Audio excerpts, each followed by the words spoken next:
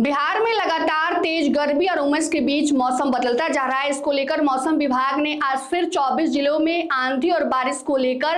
Alert जारी कर दिया है और साथ ही साथ यह भी कहा है कि 40 किलोमीटर प्रति घंटा की रफ्तार से जो है वो आंधी चलेगी और साथ ही साथ अन्य जिलों में जो है वैसे ही गर्मी से लोगों को परेशानियों का सामना करना पड़ेगा। बता दें आपको कि खगड़िया में आज सुबह सुबह तेज बारिश के साथ ओले भी पड़े हैं और बाकी जिलों को लेकर यानी 24 जिलों को लेकर मौसम विभाग ने अलर्ट जारी किया है और कहा है कि यहां पर तेज आंधी के साथ जो है बारिश हो सकती है और 40 किलोमीटर प्रति घंटे की रफ्तार से तेज हवाएं भी चल सकती हैं। लगातार इसको लेकर मौसम विभाग ने अपडेट जारी कर दिया है। बता दें आपको कि लगातार बिहार में मौसम का मिजाज बदलते जा रहा है। कभी तेज गर्मी उमस के बीच बारिश होती है तो कभी